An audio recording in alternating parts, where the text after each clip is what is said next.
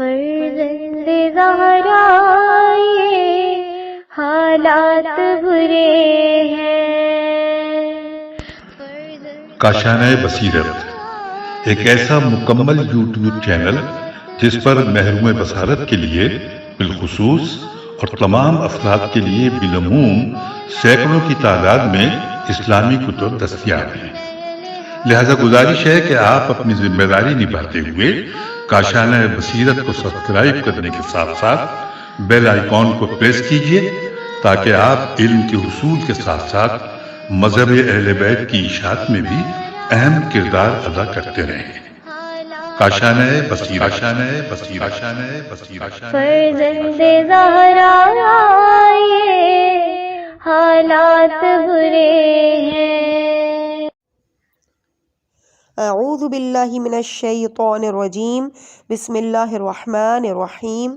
رب اشرح لی صدری ویسر لی امری واحلل عقدۃ من لسانی یفقہوا قولی۔ اللہم صلی علی محمد وآل محمد وعجل فرجہم۔ کاشانۂ بصیرت کے انتہائی قابل احترام سامعین کرام، السلام علیکم ورحمۃ اللہ وبرکاتہ۔ امید ہے کہ آپ سب خیریت سے ہیں۔ الحمدللہ میں آپ کی ریڈر زہرا علی آپ کی خدمت میں ایک اور خوبصورت ترین تحفے کے ساتھ حاضر ہوں۔ آئینہ نفس، یہ وہ کتاب ہے کہ جس کی ریڈنگ کی خواہش کافی عرصے سے میرے دل میں موجود تھی کہ میں آپ کی سماعتوں تک یہ کتاب پہنچا سکوں۔ الحمدللہ آج بروز ہفتہ پہلی رجب 13 جنوری سن 2024 پروردگار عالم کی دی ہوئی توفیق سے اس کتاب کا آغاز کر رہے ہیں۔ اس کے مصنف ہیں حجت الاسلام والمسلمین سید حسن ابتخی صاحب، اور ان کی دیگر کتابیں بھی آپ کی سماعتوں کی نظر کی جا چکی ہیں، یعنی پرواز روح اور ملاقات با امام زمانہ کی دونوں جلدیں۔ ترجمہ کیا ہے حجت الاسلام سید ہادی نقوی بخاری صاحب نے۔ باقاعدہ جب ہم کتاب کھولتے ہیں تو بہت خوبصورتی کے ساتھ بسم اللہ الرحمن الرحیم سے آغاز ہو رہا ہے، اور یہ بھی بتاتی چلوں کہ سرورق اس کتاب کا بہت خوبصورت ہے۔ سرخ اور سبز رنگت سے اسے بنایا گیا ہے، اور سفید رنگت سے آئینہ نفس لکھا ہوا ہے، اور پیچھے شیڈو کے طور پہ ایک نمازی کو دکھایا ہوا ہے کہ جو دعا کے لیے ہاتھ بلند کیے ہوئے ہے، اور پس منظر میں خانہ خدا کی تصویر بھی موجود ہے۔ جملہ حقوق بحق ناشر محفوظ ہیں، اور اس کے بعد نام کتاب، تالیف، ترجمہ، اور ناشر کا نام تحریر ہے جو کہ موسوسہ اہل بیت علیہم السلام ہے۔ طبع دوم ذی الحج کی 1420 ہجری، مارچ 2000 عیسوی تاریخ رقم ہے، اور تعداد تھی 2000۔ پھر باقاعدہ صفحہ نمبر 7 سے بسم اللہ کے بعد تقریض کی ہیڈنگ ہے، اور جو کہ جناب پروفیسر سید سجاد رضوی صاحب کی جانب سے ہے۔ تحریر کرتے ہیں کہ اردو کا دامن علمی کتابوں سے خالی ہے۔ مغرب سے درآمد شدہ تصورات کے ماتحت ہمارے ذہنوں میں یہ بات ڈال دی گئی ہے کہ ادب صرف وہ ہے جو تخلیقی ہو، اور تخلیقی سے مراد پادر ہوا باتیں ہیں۔ اردو شاعری سے قطع نظر اردو نثر میں بہت کم کام ہوا جس کی اساس قصہ کہانیوں کے علاوہ عقل و خرد پر ہو۔ اس رویے کے ماتحت ہمارے ہاں جو دیسی کتابیں شائع ہوئی ہیں وہ قرآن و حدیث کے علاوہ یا تو خالص فرقہ وارانہ مناظر پر مبنی ہیں، یا ان کی بنیاد تاریخ اور شخصیات نویسی پر ہے، اور دونوں میں منطق غائب ہے۔ جو کسی نے سنا اسے لکھ دیا، یہ نہ سوچا کہ کہنے والے کی حیثیت کیا ہے۔ اس بنا پر یہ بات مبالغہ نہیں کہ اردو میں ہمارے پڑھنے والے طبقے کے لیے ایسی کتابیں ناپید ہیں جن میں صحیح تاریخ، درست شخصیات نگاری ہو۔ اس سے اندازہ ہو سکتا ہے کہ علم کے باقی شعبوں میں اردو تصانیف ناپید نہ ہوں تو کیوں نہ ہوں۔ ایسی صورتحال میں بہتر یہی ہوتا ہے کہ غیر زبانوں میں لکھی ہوئی معیاری کتابوں کا ترجمہ ہو، جن کا تعلق خیال آفرینی سے کم ہو اور عقل پروری سے زیادہ، اور ہر تہی دامن زبان میں یوں ہی ہوا ہے۔ اسلام سے پہلے عربی نثر ناپید تھی۔ اسلام کے بعد غیر ملکی زبانوں میں تراجم ہونا شروع ہوئے۔ قدیم پہلوی سے، یونانی سے، سنسکرت سے ترجمے ہوئے، اور ان ترجموں نے مسلمانوں کے ہاں ایک خالص علمی فضا پیدا کی۔ اگر ایسا نہ ہوتا تو اسلامی تہذیب کا دامن ان جوہروں سے خالی ہی رہتا۔ یہ بات بہت خوش کن ہے کہ اردو میں بھی اس روایت پر عمل کیا گیا، اور تقریباً 150 سال سے غیر ملکی کتابوں کے ترجمے ہونا شروع ہوئے، جن کا تعلق علم سے تھا، اور انہی کی اساس پر یا انہی کے نمونے کے مطابق اردو میں کچھ علمی کتابیں خصوصاً تاریخ اور شخصیات نگاری کے شعبے میں منظر عام پر آئیں۔ مگر جیسا کہ بیان ہو چکا ہے کہ دینی شعبہ اس سے خالی ہی رہا، کیونکہ جن لوگوں نے دینی رہبری کا کام سنبھالا انہوں نے یا تو اس طرف رغبت کا اظہار نہیں کیا، اور یا ان کا اسلوب بیان ایسا تھا کہ نہ عوامی سطح نے اسے قبول کیا اور نہ اس نے علمی سطح کے تقاضوں کو پورا کیا۔ یہ نہیں کہ یہ میدان بالکل خالی ہے، کتابیں ہیں لیکن نہ ہونے کے برابر، کیونکہ اردو لکھنے والا زیادہ تر قصے، ناول، سرنامے اور دینی میدان میں مناظرے سے زیادہ شغف رکھتا ہے۔ ایران کے اسلامی انقلاب نے جہاں بہت سے اثرات ہم پر مرتب کیے ہیں، ان میں ایک اثر یہ ہے کہ عربی اور فارسی کی کتابیں جن کا تعلق اسلام اور اسلامی تہذیب سے تھا، وہ ترجمے ہونا شروع ہوئی۔ کیا یہ بات درست نہیں کہ ہمارے ہاں کالجوں اور یونیورسٹیوں کے طلباء اب تک انگریزی کی مدد سے اسلام کے بارے میں معلومات حاصل کرتے ہیں، اور اسلامی ثقافت کی صرف ان کتابوں سے واقف ہیں جن کا انگریزی میں ترجمہ ہو چکا ہے؟ اس کا نتیجہ ہماری ذہنی غلامی کے سوا اور کچھ نہیں۔ عربی اور فارسی کی کتابوں کے ترجمے کی جو تحریک ابھری ہے، اس سے یہ امید بندھی ہے کہ پاکستانی عوام اسلام کے بارے میں اس کے اصلی سرچشموں سے فیضیاب ہوں گے، اور ہو رہے ہیں، اور اس کے نتیجے میں جو فرقہ وارانہ تعصب اور جہالت کی پرچھائیاں جو ہمارے دلوں پر سایہ فگن ہیں، وہ آہستہ آہستہ دور ہونا شروع ہوئی ہیں۔ اس لیے ترجمے کی ہر کاوش جس کی اساس علم اور واقفیت پر ہو، اس قابل ہے کہ اسے سراہا جائے، اور لوگوں نے اسے سراہنا شروع کیا، ورنہ ایک دور میں تو ترجمہ شدہ کتابوں کو مانگے کا اجالا کہا جاتا تھا۔ قابل قدر ہیں وہ لوگ جو اسلام کے اصلی مصادر کو اردو میں ڈھال رہے ہیں۔ گزشتہ 50 سال میں فقہ، تجوید، علوم قرآن کے مختلف شعبوں سے تعلق رکھنے والی کتابیں، تاریخ، اسلامی ثقافت، اسلامی شخصیات نگاری اور اس نوع کی دیگر کتب ترجمہ ہوئی ہیں اور ہو رہی ہیں۔ ہماری مستقبل کی تاریخ ان لوگوں کی ممنون ہوگی جنہوں نے اس کام کا بیڑا اٹھایا اور سستی شہرت کے حاصل کرنے کے فریب میں نہ آئے۔ اس لحاظ سے حجت الاسلام مولانا ہادی حسن نقوی قابل مبارکباد ہیں کہ انہوں نے ایران کے مشہور عالم آقائے سید حسن ابتہی کی گرا قدر تصنیف در محضر استاد کا اردو میں ترجمہ کر ڈالا، اور ان جواہر ریزوں کو جن کو علامہ ابتہی کے قلم نے سلک تحریر میں پرویا ہے، اردو کے رنگ میں پیش کیا ہے۔ یہ کام خاصا کٹھن تھا، کیونکہ اس کتاب کا موضوع اور اسلوب دونوں اردو دان طبقے کے لیے غیر مانوس ہے۔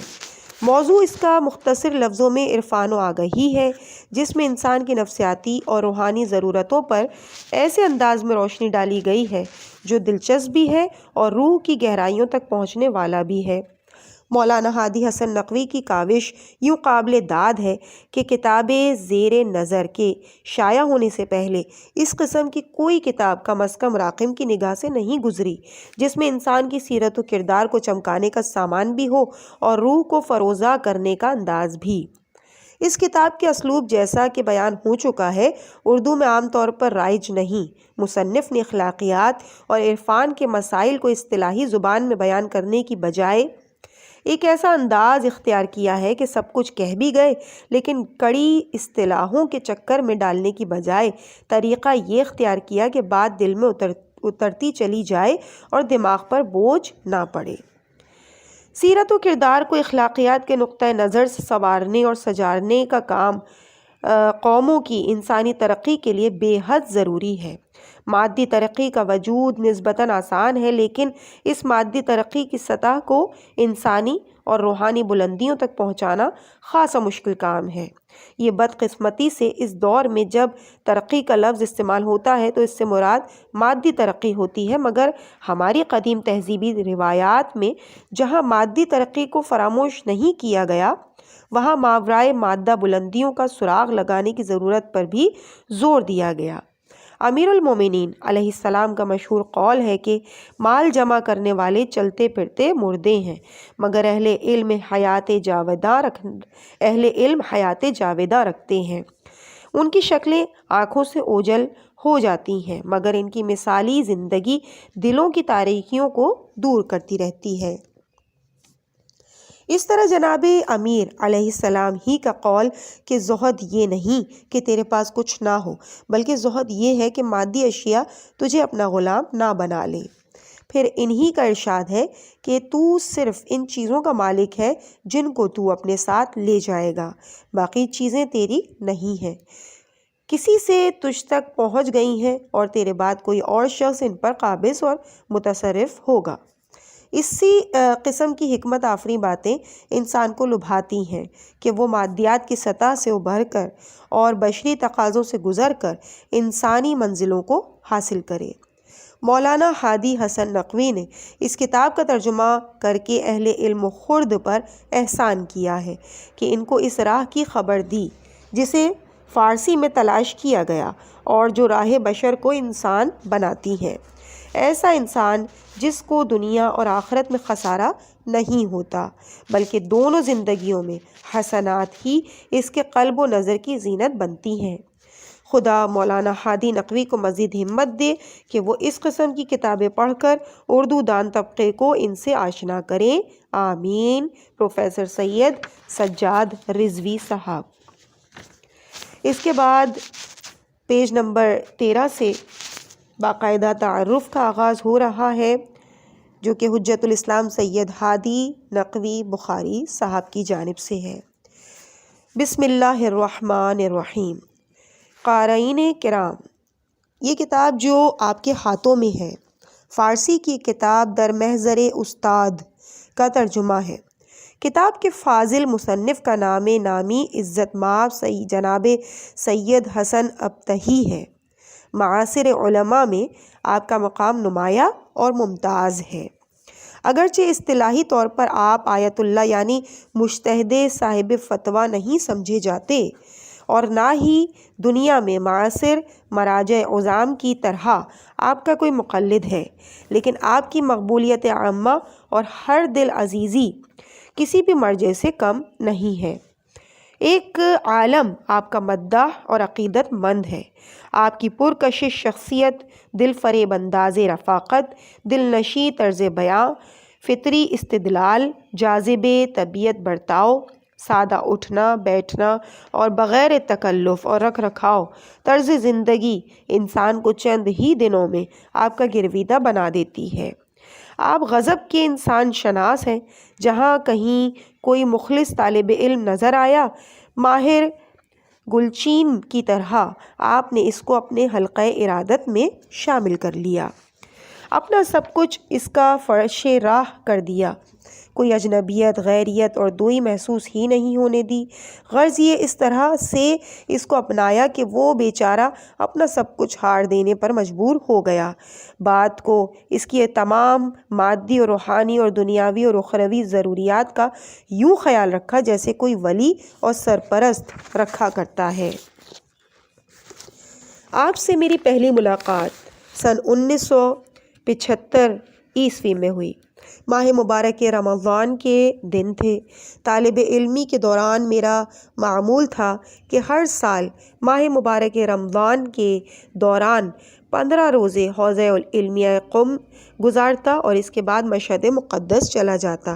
خاص طور پر میری یہ کوشش رہتی کہ شب عید الفطر سمیت ماہ مبارک کا آخری عشرہ جو دراصل سال بھر کی کوتاہیوں کو بخشوانے اور اللہ سبحانہ کے فیوز اور برکات کے سمیٹنے کا سنہری موقع ہوتا ہے، سلطان عرب و عجم امام ثامن و ضامن حضرت ابو الحسن علی الرضا علیہ السلام کی بارگاہ میں رہوں۔ اس سال بھی میں مشہد مقدس میں مقیم تھا۔ ساتھیوں نے مشورہ دیا کہ کل شب جمعہ ہے، جناب ابتہی صاحب کے درس میں چلیں گے۔ میرے لیے کسی علمی محفل میں شرکت کرنا تحصیل ہدف سے کم نہیں ہوا کرتا تھا، چنانچہ میں فوراً راضی ہو گیا۔ اگلی شب ہم قانون و بحث ارتقاء دینی جناب ابتہی کے مدرسے کا نام ہے کہ وسیع و عریض ہال میں بیٹھے آپ کے فکر انگیز بیان سے مستفیض ہو رہے تھے۔ آپ کے دہن مبارک سے نکلنے والا ایک ایک جملہ اپنے اندر عرفانی حلاوت لیے ہوئے تھا اور دل میں یوں ام رہا تھا جیسے شہد معدے میں اترتا ہے۔ روحانی فرحت اور انبساط سے مملو فضا روح کی تسکین کے تمام وسائل بدرجہ اتم مہیا کر رہی تھی، اور گویا کہ میں اپنی اس مطلوبہ درسگاہ میں آ گیا تھا جس کے لیے میں اپنی نئی نویلی دلہن کو لے کر شادی کے صرف 3 ماہ بعد ہی لاہور سے چل نکلا تھا۔ درس کے بعد استفسارات کی محفل جمی، ایک ایک سائل کی تسلی و تشفی گویا کہ جناب ابتہی صاحب کا فریضہ تھا۔ مجھے ایسے ہی استاد کی تلاش تھی، بس مجھے اپنا آئیڈیل مل گیا۔ میں دل ہی دل میں نہال ہو گیا۔ میرے سوال کرنے کی باری بھی آ گئی۔ اس وقت تک مجھے فارسی نہیں آتی تھی۔ ٹوٹی پھوٹی زبان میں سوال کی جرت کے ساتھ میں یہ خوف بھی دامنے گیر رہا کہ کہیں نظر انداز نہ کر دیا جاؤں، مگر خلاف توقع زبان کی ناآشنائی سوچ کی ناآشنائی میں رکاوٹ نہ بن سکی۔ آپ نے کچھ ایسی خصوصی شفقت اور دل موہ لینے والے انداز میں آب علم و معرفت سے مجھے سیراب کیا کہ میں دل باختہ ہو گیا۔ اگلے دن آنے کا وعدہ کر کے اٹھنے لگا، مگر آپ نے سحر تک رکنے کو کہا۔ پیشکش ایسی محبت بھری ادا سے کی گئی تھی کہ انکار کرنا بدذوقی الفت کی علامت تھا، لہٰذا رکنا پڑا۔ تمام حاضرین 1 آدھ گھنٹے میں گھروں کو چلے گئے اور محترم موصوف اپنے گھر کے افراد کے ساتھ میری تواضع میں جت گئے۔ دسترخوان چنا گیا، سادہ مگر وافر مقدار میں کھانا موجود تھا۔ آقا و غلام یا نوکر و مالک کی کوئی تفریق نظر نہیں آتی۔ سبھی ایک جگہ بیٹھے ایک ہی کھانا کھا رہے تھے۔ اخوت و مروت کے ماحول میں لذیذ کھانا سیر شکم ہو جانے کے باوجود چھوڑنے کو جی نہیں چاہ رہا تھا۔ کھانے کے بعد خاص ایرانی طرز کی چائے کا دور چلا۔ پھر محترم استاد نہایت بے تکلف انداز میں تھوڑی دیر بعد لوٹ آنے کا کہہ کر تشریف لے گئے۔ شاید کہ رات کے 11 بجے کا وقت تھا۔ دوبارہ محفل جمی، جوق در جوق لوگ اکٹھے ہونے لگے۔ دیکھتے ہی دیکھتے وسیع و عریض ہال کھچا کھچ بھر گیا۔ ایک خوش الحان نوجوان حدیثی قصہ پڑھنے لگا۔ وقتاً فوقتاً درود شریف کے نعرے اور سبحان اللہ کی گونج نے ماحول کو خالص روحانی بنا دیا تھا۔ ایک دلکش بھینی خوشبو ہال کو معطر کر رہی تھی، جبکہ میں نے کسی کو بھی عطر استعمال کرتے یا اگر بتی سلگاتے نہیں دیکھا تھا۔ حدیثی قصہ کی قرأت کے بعد خود محترم موصوف دعائے کمیل پڑھنے کے لیے بالائے منبر تشریف لے گئے۔ اگرچہ میں پہلے بھی ایران میں کئی بار دعائے کمیل کی محفل میں شرکت کر چکا تھا، مگر آج رات اس دعا کی قرأت، تشریح، تاثیر اور سامعین و حاضرین کا رد عمل حیرت انگیز حد تک مسحور کن تھا۔ نوجوان چہروں پر 72 مار کر رو رہے تھے، بوڑھے اپنی سفید داڑیاں نوچ رہے تھے، خواتین کے گریے کی آوازیں بھی آ رہی تھیں۔ مدھم روشنی میں ہر شخص گویا کہ میدان حشر میں عالم احتساب میں کھڑا تھا اور اپنی سیاہ کاریاں یاد دلائے جانے پر عفو و بخشش کے لیے گڑ گڑا رہا تھا۔ اللہ سبحانہ نے اتنا قریبی رابطہ میرے لیے بالکل اللہ سبحانہ سے اتنا قریبی رابطہ میرے لیے بالکل نئی بات تھی۔ لوگ یوں اللہ سبحانہ سے مخاطب تھے کہ گویا انہیں نحن اقرب الیہ من حبل الورید کا محسوس حد تک ادراک ہو گیا تھا۔ اس موقع پر میں ایک حقیقت کا انکشاف ضرور کرنا چاہوں گا، وہ یہ کہ ہمارے یہاں عام طور پہ ادعیہ ماثورہ یا احادیث معتبرہ کی قرأت کے بعد مادری زبان میں الگ سے دعا مانگی جاتی ہے، مثلا حدیث قصہ، دعائے ندبہ، دعائے کمیل وغیرہ کے بعد۔ گویا کہ ہم زبان حال میں اس بات کا اعتراف کرتے ہیں کہ جو دعا ہم نے پڑھی ہے اس کو ہم سمجھ نہیں سکے اور اپنی زبان میں اللہ سبحانہ سے الگ سے بات کر رہے ہیں۔ اس کے برعکس محترم استاد کے ہاں خود دعائے کمیل ہی کو سب اپنی دعا سمجھ رہے تھے، جو یقیناً دعا کے مقصد کے حصول کی علامت ہے، اس لیے اس کا اثر دیدنی تھا۔ دعائے کمیل تقریباً 1.5-2 گھنٹے جاری رہی۔ میں سمجھا اب سب لوگ گھروں کو چلے جائیں گے اور ہمیں بھی سونے کا موقع ملے گا، مگر وہاں تو گویا کہ دن نکل آیا تھا۔ فوراً اعلان ہو گیا، جن حضرات نے تجدید وضو کرنا ہے جلدی سے کر لیں، کیونکہ ابھی حضرت ولی العصر قائم آل محمد حضرت امام مہدی آخر الزماں علیہ السلام کی بارگاہ عالیہ میں حاضری ہوگی اور ان سے استغاثہ کیا جائے گا۔ یہ کام میرے لیے غیر مانوس حد تک نیا تھا۔ پہلے تو میں نے اسے تصنع اور اداکاری جانا، مگر جلد ہی مجھ پر منکشف ہوا کہ میں خود ایک بہت بڑی غلط فہمی میں مبتلا تھا۔ میں اپنے زمانے کے امام برحق، ولی معصوم اور سرپرست اعلیٰ کو بھولا ہوا تھا۔ موصوف استاد مجھے میرے امام سے ملانے اور مربوط کرنے لے جا رہے تھے۔ سب حاضرین قبلہ رخ ہو کر نہایت مؤدب کھڑے ہو گئے۔ محترم استاد نے نہایت عجز، انکساری اور تواضع سے فریاد شروع کی۔ حضرت حجت علیہ السلام کی رہبری، سرداری، احسانات، لطف و کرم اور آفاقی مہربانیوں کا گن گن کر تذکرہ کیا، اپنی بلکہ ہماری عدم توجہی، بے وفائی، بے مروتی اور مجرمانہ غفلت سے معذرت کی، مسلمانوں کی لاچاری، بے بسی، بے بضاعتی اور کم مائگی کا ذکر کرتے ہوئے امام علیہ السلام سے پشت پناہی، مدد اور سرپرستی کی درخواست اس انداز سے کی کہ مجھ جیسے نوارد، بے معرفت اور لاتعلق شخص کو بھی حقیقت حال کا احساس ہونے لگا۔ غیبت کبریٰ کجا، غیبت صغریٰ کا بھی تصور جاتا رہا۔ یوں محسوس ہونے لگا کہ گویا ہم نے امام علیہ السلام کی بارگاہ میں ہم حاضر ہیں۔ آپ بنفس نفیس جلوہ افروز ہیں، ہماری گزارشات سماعت فرما رہے ہیں، ایک ایک سائل کا مسئلہ حل فرما رہے ہیں، بلکہ آج کی اصطلاح میں کے مطابق بعض درخواستوں پر موقع ہی پر احکامات جاری فرما رہے ہیں۔ میں کیا اگر میری جگہ حضرت امام زمانہ کی موجودگی پر ایمان نہ رکھنے والا شخص کوئی اور بھی ہوتا تو کم از کم اس محفل میں ان کی موجودگی اور اختیارات پر ضرور ایمان لے آتا۔ قارئین کرام، میں نے موصوف استاد سے چند گھنٹوں کی ملاقات کو اس تفصیل سے اس لیے آپ کے سامنے پیش کیا کہ آپ ان سے متعارف ہو جائیں۔ اب آپ بخوبی اندازہ کر سکتے ہیں کہ جس شخص کی پہلی ملاقات انسان کو تصورات و خیالات سے نکال کر حقیقی دنیا میں لے آئے، اس کی مستقل کئی سالوں کی مسلسل رہبری اور سرپرستی انسان کو کن اوصاف اور کمالات سے روشناس کرائے گی۔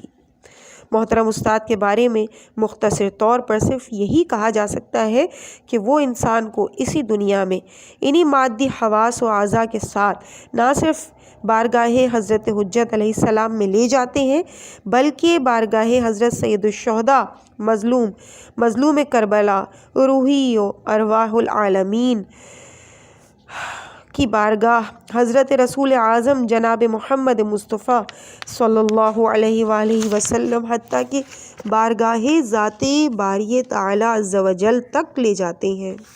انسان کو موت سے پہلے ہی وہ مراحل دکھا دیتے ہیں جن کا تصور مابعد دنیا و مادیات کیا جا سکتا ہے۔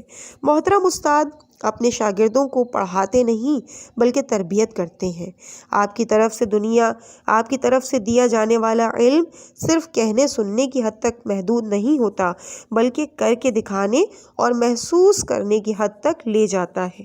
یہی وجہ ہے کہ آپ کی تمام تصانیف چاہے علم مناظرہ سے متعلق ہوں یا عبادات و تاریخ سے، یا زیر نظر کتاب روحانیت و اخلاقیات سے، قاری پر انتہائی مشکل مفاہیم بڑی آسانی سے واضح کرتی چلی جاتی ہیں۔ عام فہم آدمی بھی ان گھمبیر علمی مفاہیم کو نہ صرف سمجھنے لگتا ہے بلکہ محسوس کرنے لگتا ہے۔ بقول جناب مولانا ظفر علی خان صاحب مرحوم کے کہ جو فلسفیوں سے حل نہ ہوا وہ نکتہ وروں سے کھل نہ سکا، جو فلسفیوں سے حل نہ ہوا اور نکتہ وروں سے کھل نہ سکا، وہ راز ایک کملی والے نے بتلا دیا چند اشاروں میں۔ آپ دنیا اور آخرت کا تمام فلسفہ چند سادہ مثالوں سے واضح کر دیتے ہیں۔ آخر میں بارگاہ رب العزت سبحانہ میں دعا ہے کہ بتصدیق حضرت چہاردہ معصومین علیہم الصلاۃ والسلام محترم استاد جناب آیت اللہ سید حسن ابتہی مدظل الاعلیٰ کا سایہ علم و معرفت طلباء کے سروں پر تادیر سلامت رہے اور رہروان راہ صدق و حق ان سے منزل کا پتہ پوچھتے رہیں۔ نالائق شاگرد سید ہادی نقوی۔ اس کے بعد صفحہ نمبر 19 سے باقاعدہ کتاب کا آغاز ہو رہا ہے۔ بسم اللہ الرحمن الرحیم۔ ہیڈنگ ہے حرف آغاز۔ کاروان شہدائے راہ خدا کے سالار حضرت ابو عبداللہ امام حسین علیہ الصلاۃ والسلام کی شب ولادت یعنی شعبان 1403 ہجری کو اس کتاب کا آغاز کر رہا ہوں اور آپ ہی سے ہر قسم کی مدد کا طالب ہوں تاکہ اس کتاب کو احسن طور پر ختم کر سکوں۔ میری خواہش ہے کہ اس کتاب میں علمی اور معنوی مشکل مسائل کو نہایت سادہ عبارت اور واضح مثالوں کے ذریعے حق و صداقت کے متلاشیوں کی خدمت میں پیش کر کے اعلیٰ ترین حقائق پیش کروں تاکہ اللہ سبحانہ کی خوشنودی کا کوئی سامان ہو سکے۔ اس کے بعد ہیڈنگ ہے محترم استاد کے حضور۔ بہت عرصے پہلے کی بات ہے، ہمارے ایک بہت اچھے استاد تھے، بہت شفقت اور محبت سے پیش آتے تھے۔ ان سے جو کچھ بھی پوچھا جاتا خندہ پیشانی سے شافی اور تسلی بخش جواب فرماتے، بڑے دلچسپ اور سبق آموز واقعات سنایا کرتے تھے، نہایت زیرک اور بالغ النظر تھے، معنوی اسرار اور رموز کو بھی گویا ظاہر بظاہر دیکھا کرتے تھے، ارواح سے متعلق معاملات میں ید طولہ رکھتے تھے اور ارواح کے بارے میں بہت سے مسائل بیان کیا کرتے تھے، روح کی حیثیت سے آشنا تھے اور اس کی مختلف کیفیت و حالت کی تشریح بھی کیا کرتے تھے۔ یوں کہہ لیجئے کہ ان کا مقدس نور الہی سے قریبی رابطہ تھا، حقائق کو محسوس حد تک جان لیتے تھے اور ہمیں بھی بتایا کرتے تھے۔ جب بھی ہم ان کے حضور قصب فیض کے لیے حاضر ہوتے گویا ہماری روح عالم بالا کی سیر کو نکل جاتی اور اللہ سبحانہ سے ہمارا رابطہ، تعلق اور عشق و محبت کئی گنا بڑھ جاتا۔ ہم اپنے آپ کو حضرت رسول اکرم صلی اللہ علیہ وآلہ وسلم اور ائمہ اطہار علیہ السلام کی بارگاہ میں محسوس کرتے، کبھی غلطی نہ کرتے، واجبات ادا کرتے اور محرمات سے پرہیز کرتے۔ وہ بڑی شفقت سے ہمارے سروں پر ہاتھ پھیرا کرتے اور یوں ہماری تربیت کیا کرتے۔ وہ ہمیشہ ہمارے ہمدرد رہے، ایسا کبھی نہیں ہوا کہ ہمیں ذرا سی بھی کوئی معنوی پریشانی لاحق ہو۔ میرا دل چاہتا ہے کہ اس کتاب کو لکھتے ہوئے میں ایک بار پھر اس قابل صد احترام استاد کے حضور رہنے والے پر لطف لمحات کو، ان کی یاد کو تازہ کروں اور ان کی بارگاہ میں رہتے ہوئے جو معنوی کیف میں نے حاصل کیا ہے اسی سرور کو گھنٹوں پھر محسوس کروں۔ شاید اسی طرح میرے حالات پھر ویسے ہی ہو جائیں۔ عشق مانوی دوبارہ سرگرم ہو جائے اور اللہ سبحانہ کی رحمت کے دروازے ایک بار پھر مجھ پر پوری وسعت سے واہ ہو جائیں۔ قارئین کرام، آپ سے بھی پرخلوص گزارش ہے کہ اس موقع سے فائدہ اٹھائیں اور ہمارے محترم اور مکرم استاد سے روحانی کمالات حاصل کرنے کا سلیقہ سیکھیں۔ اس کے بعد ہیڈنگ ہے موصوف محترم استاد کون ہیں اور کہاں تشریف رکھتے ہیں۔ میرا خیال ہے کہ آپ کو اس سے زیادہ دلچسپی نہیں ہوگی، کیونکہ آپ تو صرف اس بات میں دلچسپی رکھتے ہیں کہ ان سے علمی، اخلاقی، روحانی اور معنوی مسائل سیکھیں اور عمل کریں۔ اگر محترم استاد کا وجود آپ پر ظاہر نہ ہو تو کیا فرق پڑتا ہے؟ مزید برآں فرض کریں کہ در واقع کوئی استاد ہے ہی نہیں، بلکہ میں اس طریقے سے چاہتا ہوں کہ اہم روحانی حقائق آپ تک پہنچاؤں۔ میرے خیال میں آپ کو ان مفاہیم سے آشنا کرنے کا یہ طریقہ زیادہ بہتر ہے۔ کیا اس میں کوئی حرج ہے؟ میرے خیال میں کوئی حرج نہیں۔ آپ اطمینان رکھیں، اس طریقۂ تحریر و تفہیم میں کسی قسم کا کوئی سقم نہیں ہے۔ قارئین کرام، آپ مفاہیم و مسائل پر توجہ مرکوز رکھیں جو گہرے اور اہم اسلامی معارف میں بڑی محنت سے آپ کے سامنے سادہ عبارت میں پیش کر رہا ہوں، ان کو سمجھنے کی کوشش کریں۔ یہ بھی عرض کر دوں کہ اس کتاب میں گمنام استاد کے لیے لفظ وہ یا ان کا استعمال کیا جائے گا، جس سے مراد صرف وہ ہیں، چنانچہ آپ بھی کسی اور کو ذہن میں نہ لائیے گا۔ علاوہ برائیں اس کتاب میں بیان شدہ مسائل میرے نزدیک مستند اور ثقہ ہیں، اور میں اپنے آپ کو اللہ سبحانہ کی بارگاہ میں جواب دہ سمجھتے ہوئے بڑی دیانتداری سے انہیں رقم کر رہا ہوں۔ یہ مسائل و مفاہیم آیات قرآن مجید، حضرت رسول اکرم صلی اللہ علیہ وآلہ وسلم اور آپ کے معصوم جانشین یعنی آل محمد علیہم السلام صلاۃ والسلام کے ارشادات کا نچوڑ ہیں۔ حوالہ جات ساتھ ساتھ پیش کر دیے گئے ہیں۔ عزیز سامعین، اس مقام پہ ہم ریڈنگ کو یہیں پہ روک رہے ہیں، کیونکہ اس کے بعد باقاعدہ جو ہے وہ ہیڈنگ بیداری کا آغاز ہو رہا ہے، اور پھر اس کو انشاءاللہ ہم آپ کے سامنے اگلے پارٹ میں پیش کریں گے۔ ہم الحمدللہ صفحہ نمبر 21 پہ پہنچ چکے ہیں۔ مجھے اپنی دعاؤں میں یاد رکھیے گا۔ والسلام علیکم ورحمۃ اللہ وبرکاتہ۔